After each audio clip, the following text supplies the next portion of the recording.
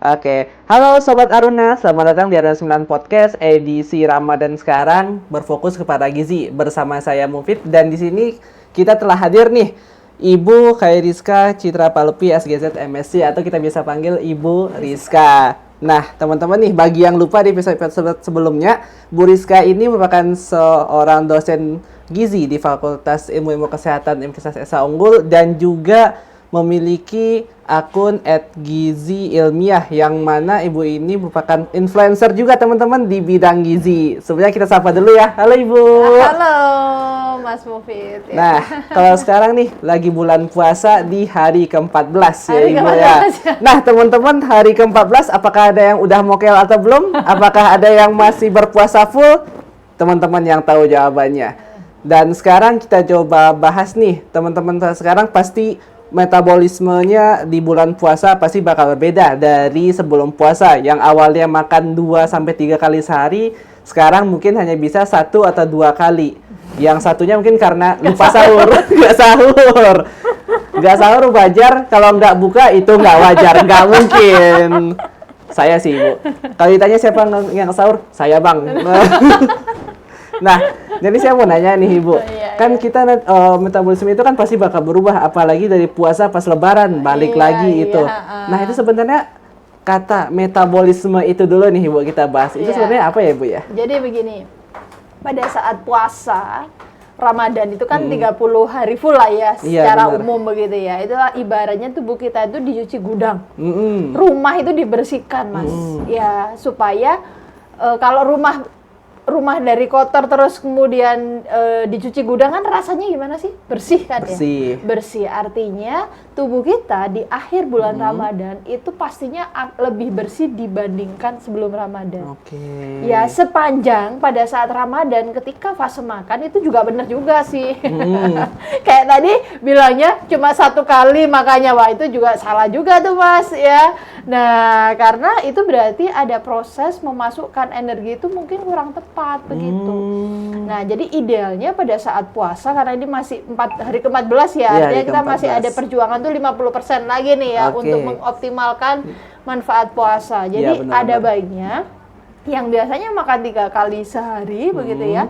Itu idealnya atau direkomendasikan 2 kali sehari. Begitu. Itu untuk dewasa yang relatif sehat ya. Artinya kayak misalnya ibu menyusui, ibu hamil, nah itu memang tidak direkomendasikan untuk puasa.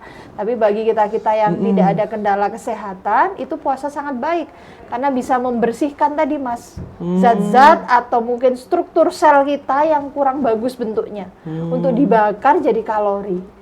Nah, sehingga di akhir fase Ramadan itu tubuh kita itu mesinnya itu kasarnya lebih baik ya responnya terhadap makanan, dia kemudian ketika digerakkan atau beraktivitas juga biasanya kan kita ngerasa lebih ringan nggak sih? Iya, benar-benar. Begitu ya, kayak lebih enteng aja daripada dulu kan ya. Kayaknya kalau kebanyakan makan tuh kan berat kadang-kadang rasanya. Nah, itu biasanya di akhir Ramadan itu kita lebih ringan badan. Nah, itu menunjukkan bahwa mesin kita itu insya Allah lebih bersih lah dari sebelumnya. Nah berarti sebenarnya puasa itu juga ada manfaatnya sendiri bagi metabolisme tubuh ya Ibu ya. Nah sekarang kan puasa nih, kita sahur berbuka secukupnya ya gitu sesuai dengan anjuran dari Nabi juga.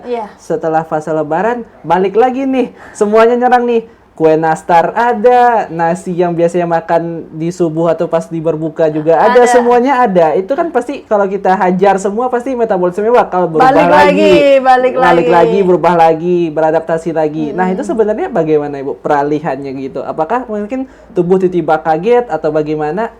Nah jadi memang pada saat puasa kita itu dilatih untuk lebih sadar lagi memasukkan makanan di dalam tubuh. Karena misalnya nih ya hormon-hormon yang mengatur metabolisme kita itu lebih sensitif lah bahasanya. Makanya kan banyak penelitian menjelaskan bahwa mereka yang di akhir puasa Ramadan itu terjadi perbaikan nih profil misalnya insulin. Insulin itu kaitannya dengan metabolisme karbohidrat begitu ya. Nah, seperti itu. Kemudian perbaikan profil lemak. Nah, pada saat Lebaran itu kan makanan banyak nih. Kita juga tidak ada syariat lah bahasanya yang membatasi kita untuk nggak makan begitu. Nah oleh karena itu memang kita juga membuka diri ya, untuk sadar diri ya. Saya ini sebenarnya ada kebutuhan apa untuk makan ya, artinya dari situ kita bisa memilih makanan yang lebih sehat. Ya, karena pada saat lebaran itu sebenarnya juga tergantung mindset kita sih Mas ya. Bener, pasti ada yang lebih sehat juga sih Mas gitu kan. Semuanya jahat semua gitu kan. Nah, selama kita bisa menyeimbangkan ya sesuai kebutuhan kita, saya rasa sih nggak akan meledak juga sih. Nah, kemudian mungkin juga diimbangi dengan banyak jalan ya. Jangan duduk-duduk aja ya gitu ya dan tertawa ya, tapi pasti jalan juga, traveling lah, rekreasi bareng keluarga, itu paling nggak bisa bakar juga kalori-kalori yang mungkin tidak bisa dihindari. Iya, betul-betul. Karena nih tiap pergi lebaran misalkan ke rumah sanak saudara gitu, itu kadang kalau saya pribadi, saya nggak boleh pulang kalau nggak makan. Rumah misalkan ada 5 kali makan. Bakso, 5 kali bakso. 5 kali bakso. Kadang tuh yang dibawain pun juga kadang makanan berat, entah nasi, karena saya orang Padang kan pasti dibawain rendang. Rendang kan itu santan ya Ibu ya. 5 kali rumah, 5 kali rendang, 5 kali santan, 5 kali juga kalorinya gitu. Itu saya tuh, itu pengalaman saya. Cuman itu kalau saya sekarang mungkin lebih saya kurangi aja. Mungkin kalau misalkan nggak makan ya udah makan cemilan dikit-dikit aja. Iya, dikit-dikit gitu aja ya. Terus, nah, mungkin kalau pas ditawarin ya makan aja, cuman mainkan di porsi. Kemudian juga kita perlu sadar dengan rasanya ya. Jadi artinya makan tuh bener-bener dinikmati. Pilih mungkin piring yang kecil ya Mas ya. Nah, jangan yang udah gede. Nah, kalau gede tuh ngambil sedikit kan jadi kelihatan sedikit. Jadi pilih yang kecil sedikit-sedikit gitu. Terus imbangi mungkin dengan aktivitas fisik tadi mungkin ya, yang itu bisa membakar kalori kita. Makanya teman-teman mainin porsinya, jangan mainin hatinya ya teman-teman ya. Cakep banget. Nah, habis itu nih Ibu ya, kan kadang kita kelepas nih, biasanya ada nggak cara mempertahankan metabolismenya itu? Karena kan kayaknya enak semua nih. Apakah emang kita yang harus sadar diri kah? Atau mungkin yang tadi porsinya yang dikurangi kah? Mainin porsinya kah? Atau ada tambahan lain nggak Ibu? Untuk itu? Sebenarnya kan kalau lebaran itu kan mungkin inti-intinya tuh 3-7 hari ya setelah hari raya ya. Setelah itu kan sebenarnya kita udah mulai untuk fokus dengan urusan hidup masing-masing ya Mas ya. Dan artinya sebenarnya ketika masuk bulan Syawal itu kan ada ibadah puasa yang lain ya. Jadi sebenarnya untuk menetralisir kita bisa melanjutkan nih puasa-puasa sunnah yang lain. Karena apa? Tubuh kita tuh sebenarnya udah mulai pinter untuk menerima kebiasaan saat puasa Ramadan. Sehingga kalaupun kita ingin memanfaatkan kebaikan puasa, kita bisa melanjutkannya di bulan Syawal. Tentunya dengan jenis puasa-puasa yang lain ya Bu, selain bulan Ramadan ya. Nah, jadi artinya tubuh kita itu dibiasakan untuk mengatur ritme yang bagus tadi yang dilatih saat puasa. Sehingga kita nggak loss gitu loh Mas. Kasarnya mesin udah bagus, udah bersih, kita terus bisa membersihkannya. Meskipun mungkin nggak seintens puasa Ramadan ya. Iya, begitu. Misalkan contoh puasa Senin Kamis, puasa Syawal gitu ya. Nah, jadi mungkin itu ya salah satu penetral ya kalau kita benar-benar tidak bisa menghindari 5 kali rendang.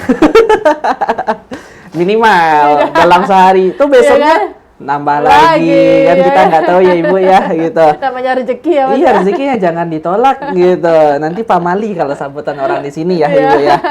Nah, itu mungkin terakhir nih Ibu. Kan misalkan nih kita disuruh makan nih semuanya kayak saya. Itu saya ada tipsnya nggak Bu? Makanan apa yang menurut saya itu kayaknya itu boleh atau ada yang harus dikurangi atau bagaimana gitu? Iya, ini saya kasih pertimbangan secara umum ya Mas ya. Jadi sebenarnya kalau untuk kebutuhan gizi secara presisi memang ada baiknya ke ahli gizi untuk diukur nih kebutuhan kalorinya.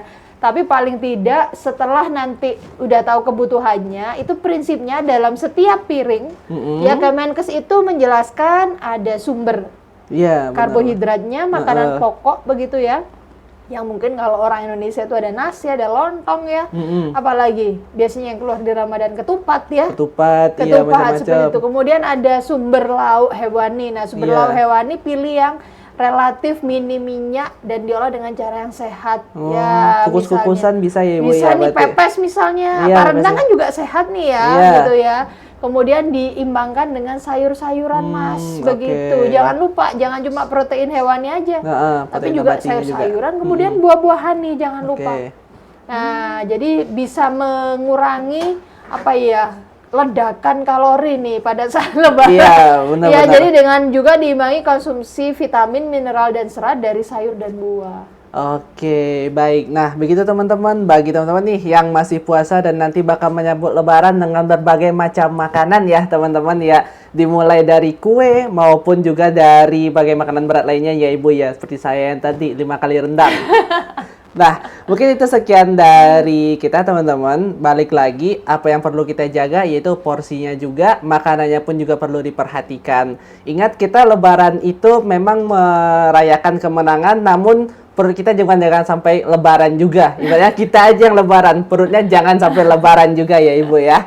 Sekian dari saya dan dari Ibu juga udah. Mungkin dari kami cukup. Terima kasih teman-teman semua. Bagi teman-teman nih yang merasa podcast kita ini bermanfaat, boleh share juga pada teman-teman lainnya. Dan sampai di sini juga pada sore hari ini. Thank you teman-teman. Dadah.